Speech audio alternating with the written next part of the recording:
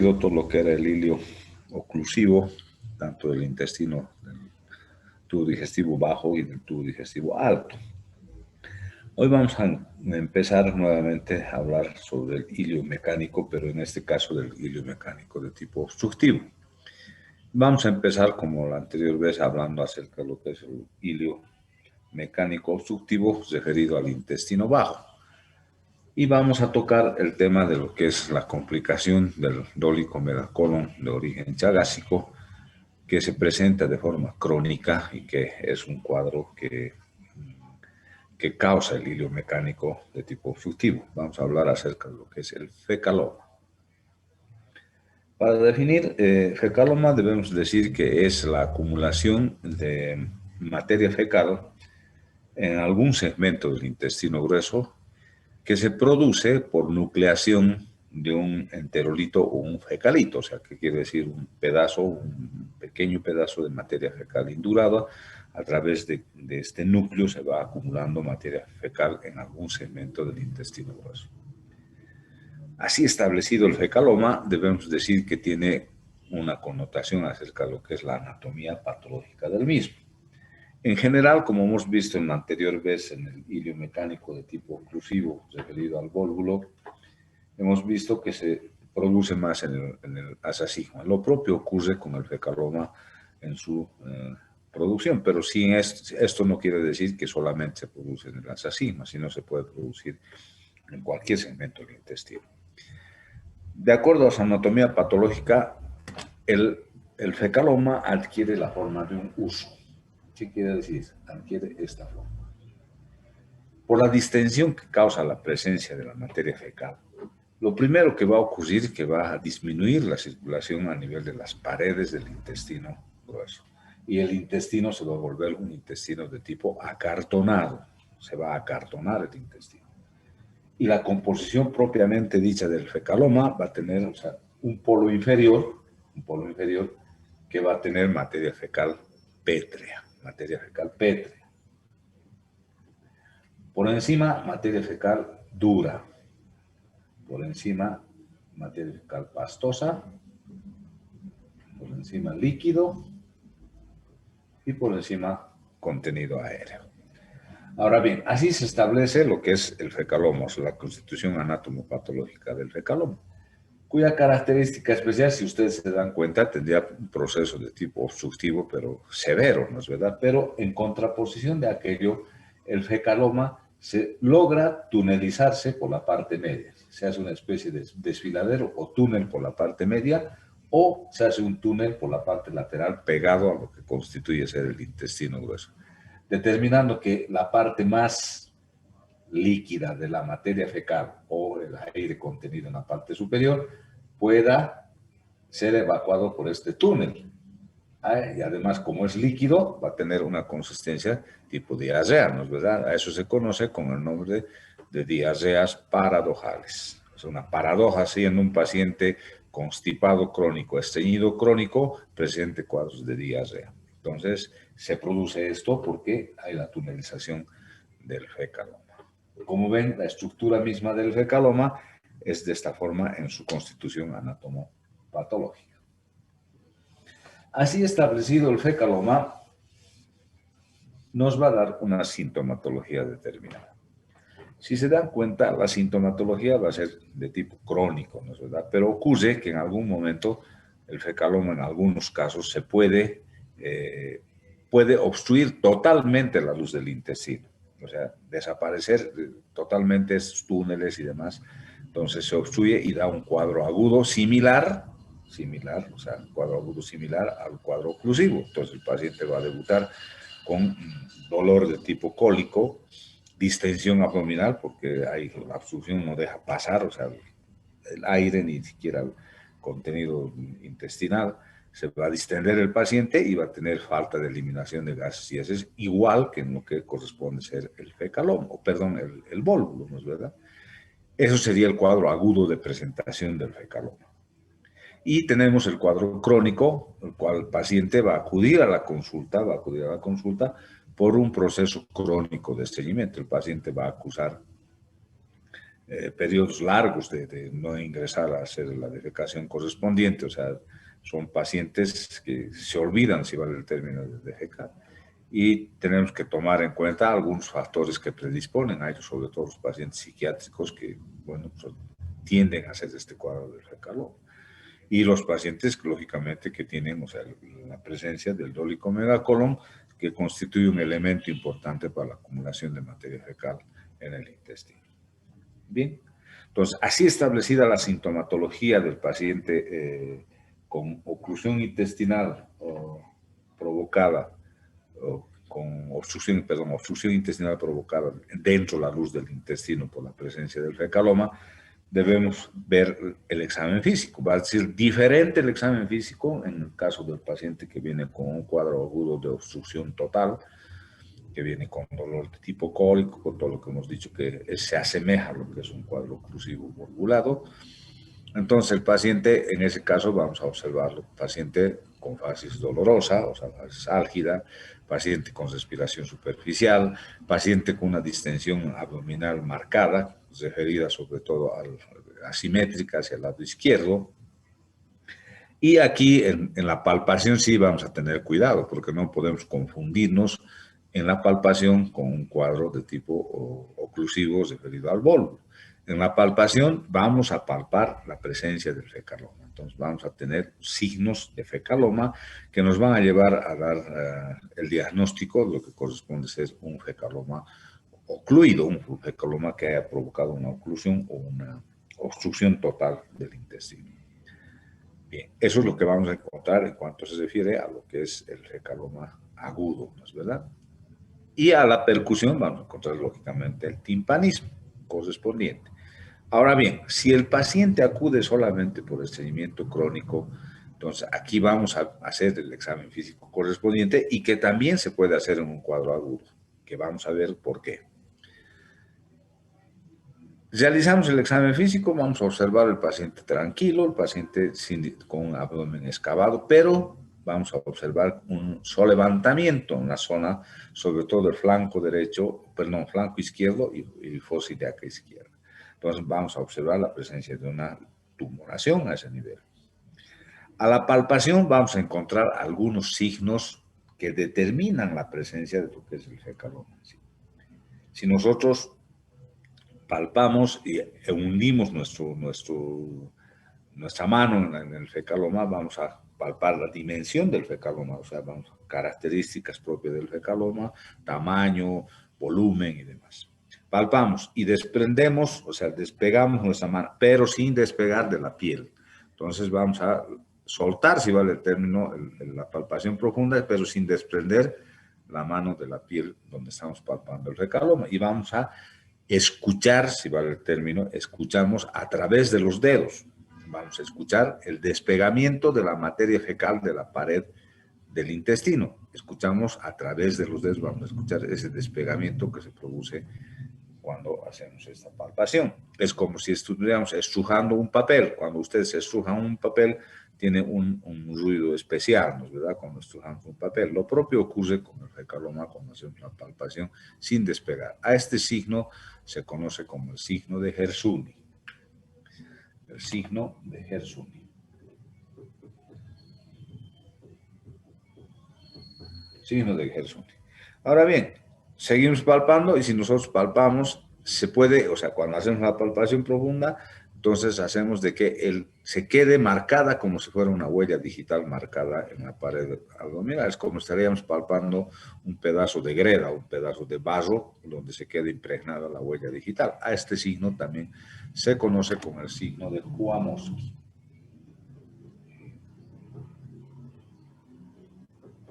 O el signo de la huella digital. Bien, a la percusión va a haber matidez en la región donde está ocupado por el fecaloma y normalmente en el resto del abdomen va a haber sonoridad. Lógicamente, estos dos signos también se pueden encontrar en el fecaloma que ha dado un cuadro agudo de obstrucción total. Entonces vamos a palpar, o sea, el fecaloma y vamos a encontrar estos dos signos. En la percusión del fecaloma obstruido totalmente, vamos a encontrar timpanismo, lógicamente, por la distensión, ¿no es verdad? Y a la auscultación. A la auscultación, si no hay complicación, ¿qué vamos a encontrar? Vamos a realizar lo mismo que hemos hecho con la mano, pero con el fonendoscopio. Vamos a comprimir la tumoración y vamos a despegar, vamos a soltar, digamos, la presión del fonendoscopio, pero sin despegar de la piel. Entonces, a eso vamos a escuchar ese despegamiento que existe entre la pared del intestino y la materia fecal contenida en el fecaloma. A este signo se conoce como el signo de fino quieto.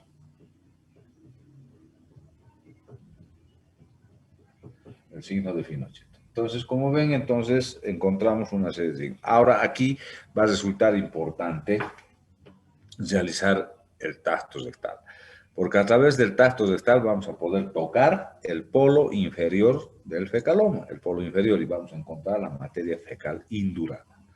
Duro, o sea, vamos a encontrar el polo inferior del fecaloma. Entonces, como ven, o sea, el examen físico de un cuadro del fecaloma es importante realizar todas las maniobras semiológicas para descubrir los signos que nos van a llevar a un diagnóstico adecuado en relación a esto.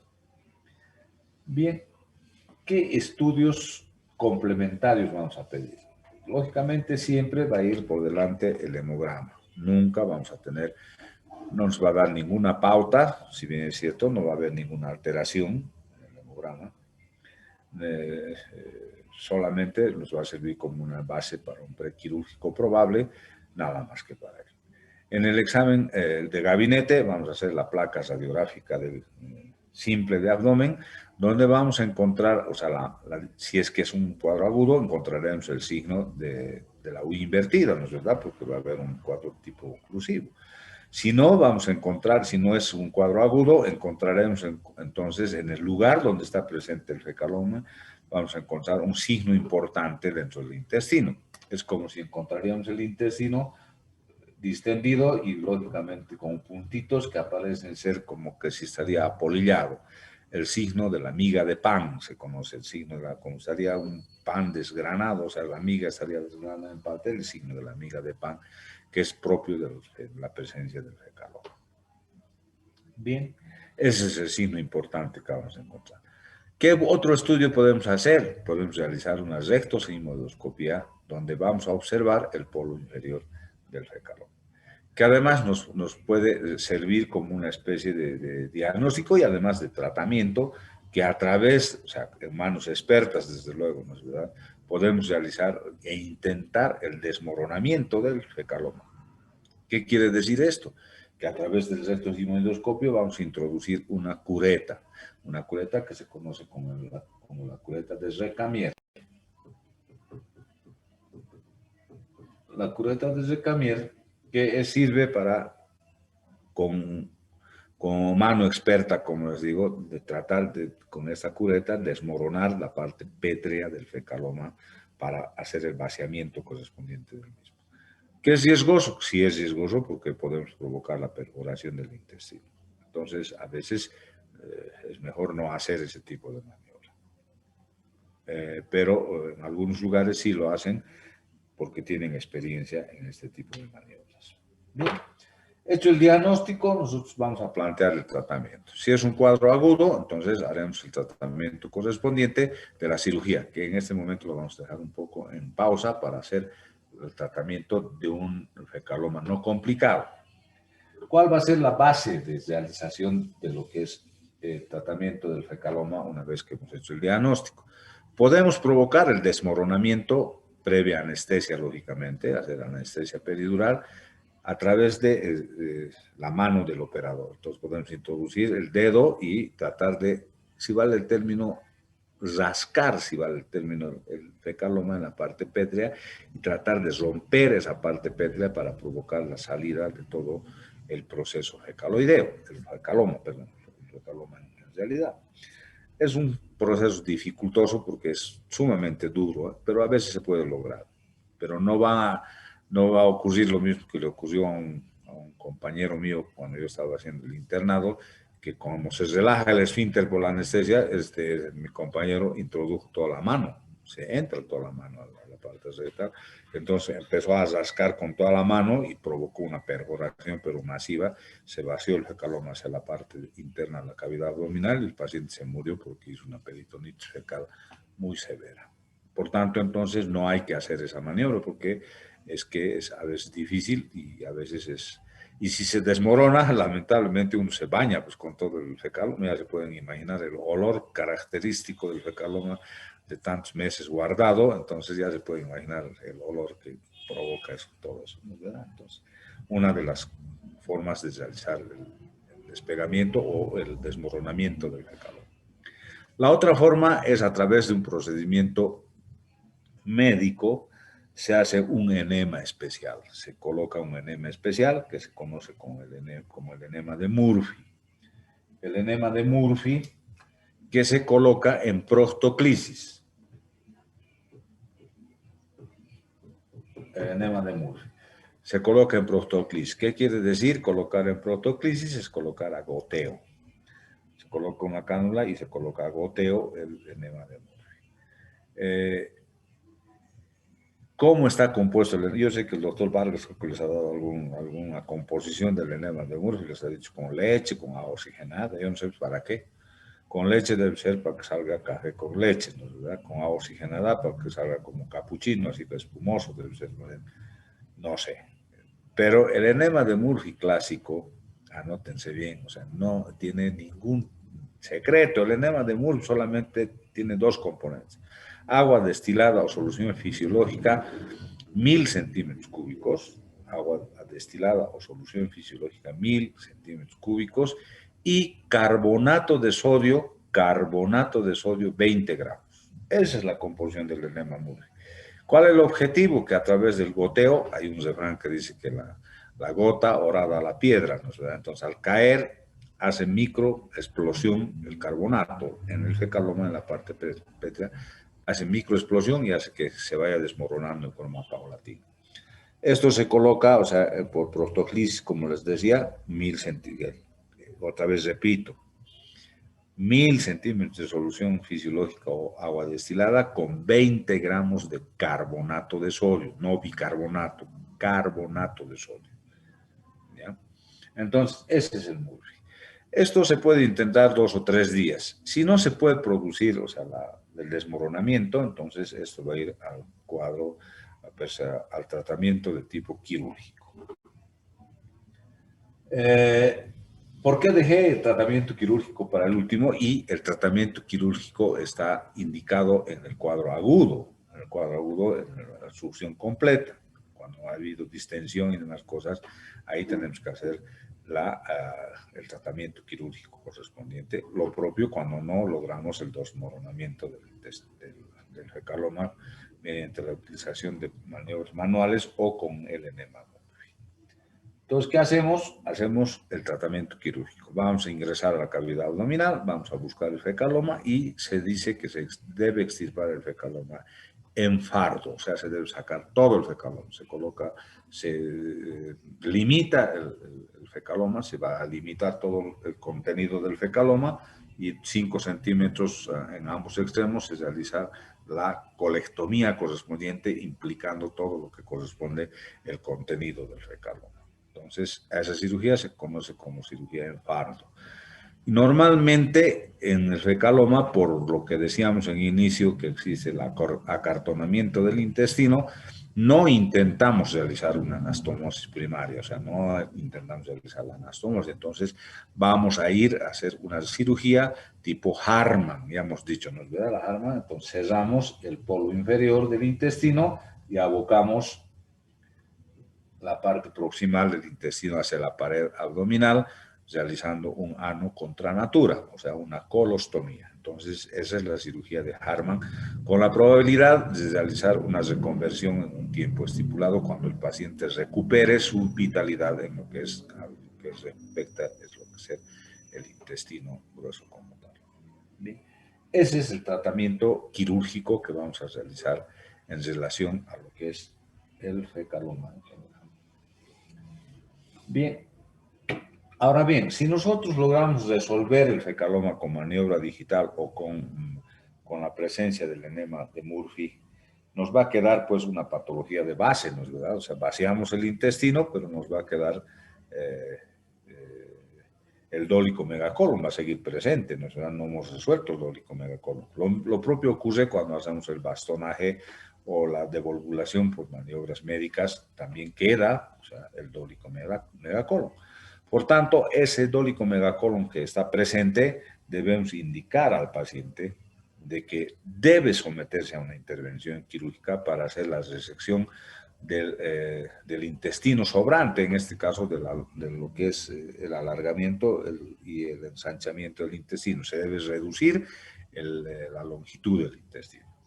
Entonces, lógicamente el agente del campo no va a aceptar este tipo de situación porque no, una vez resuelto ya se van y bueno, no quieren saber de cirugía, ¿verdad? Solamente en el cuadro agudo piden cirugía mientras les duela, ¿no es verdad? Si ya no les duele, ya han resuelto el cuadro, no van a querer hacerse operar. Pero hay que plantear el tratamiento quirúrgico. Plantear el tratamiento quirúrgico. Si nos ponemos a pensar, el tratamiento quirúrgico en el cuadro agudo resulta ser una cirugía de riesgo, ¿no es verdad? Porque el colon, ya les he dicho, el colon es altamente contaminado. Entonces, es un tratamiento de riesgo, pero que lo realizamos en Bolivia, lo realizamos en Bolivia. En nuestro medio lo realizamos con mucha frecuencia. En caso de que el paciente resuelva operarse después de haber resuelto su problema agudo, nosotros ya debemos hacer una cirugía electiva. Y esta cirugía electiva va a tener algunas otras condiciones que vamos a realizar.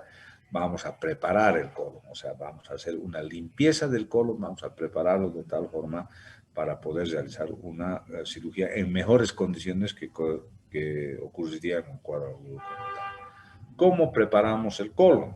Podemos preparar en forma rápida, en 24 horas, o en 3 días, una preparación mecánica que vamos a realizar en 3 días. Entonces, la preparación mecánica de 3 días, el primer día de preparación, vamos a dar una dieta al paciente, le vamos a cambiar su dieta, le vamos a dar una dieta líquida. El primer día, entonces, dieta líquida.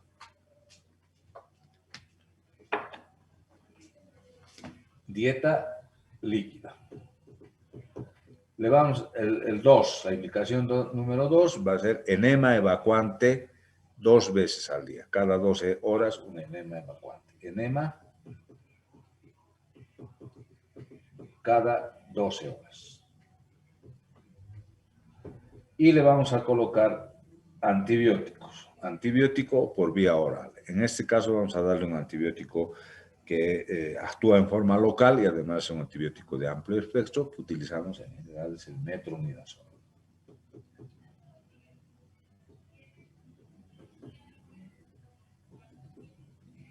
Un metronidazol le vamos a dar 500 miligramos cada 8 horas al paciente. Entonces, ese es el primer día.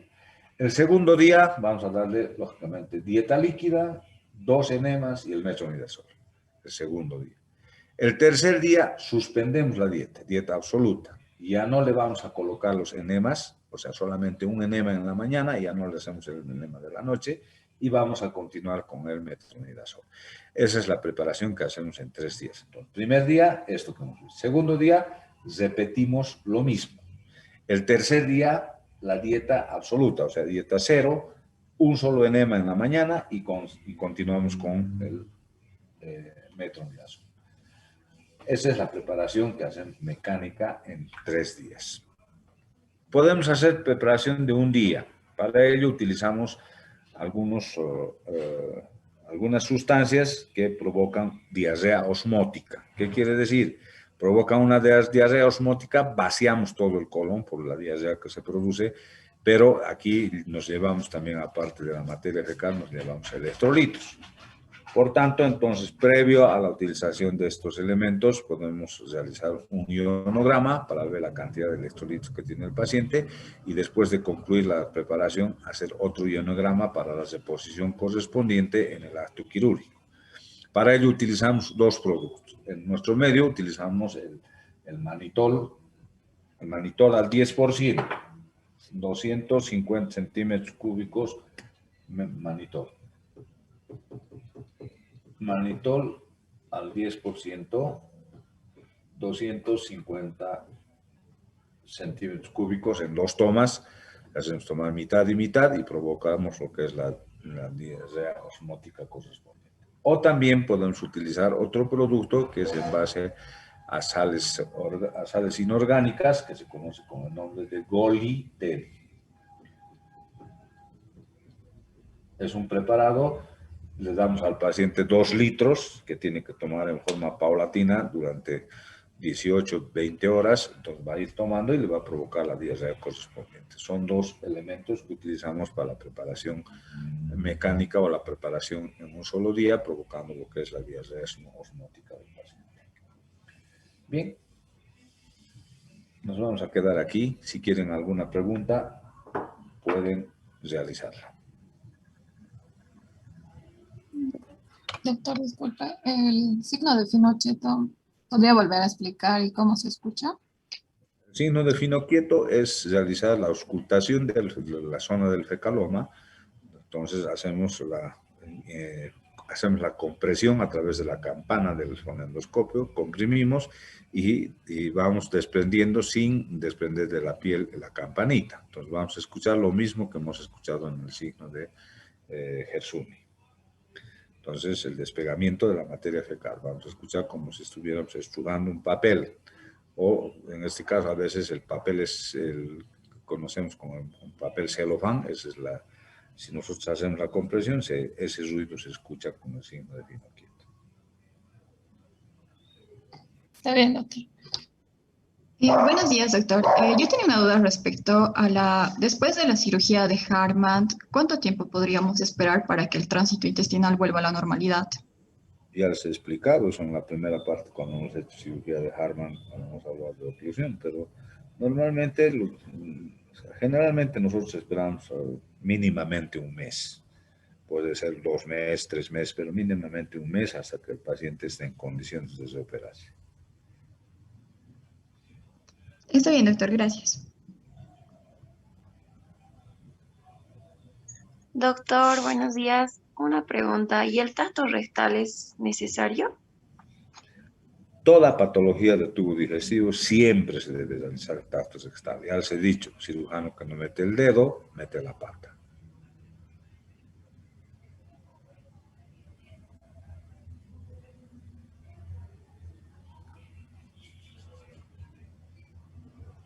Bien, nos vemos con ustedes el próximo lunes. Buenos días, jóvenes. Hasta luego, doctor. Gracias. Doctor.